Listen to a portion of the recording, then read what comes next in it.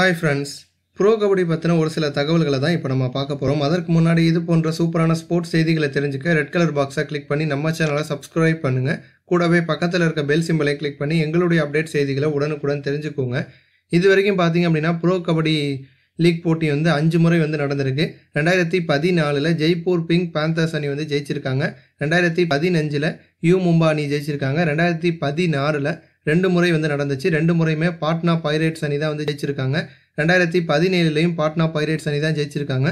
தொடர்ச்சியாக 3 முறை வந்து பாட்னா அணி ஜெயிச்சிருக்காங்க. ப்ரோ கபடி லீக்லேயே வந்து பெஸ்ட்டான ரைடர் யார் அப்படின்னு பார்த்தீங்கன்னா ராகுல் சௌதாரி. இவர் தான் வந்து பெஸ்ட்டான ரைடரு. இது வரைக்கும் வந்து 79 மேட்ச்சில் வந்து விளையாண்டு 666 ரைட் பாயிண்ட்ஸ் வந்து இவர் வந்து எடுத்திருக்காரு.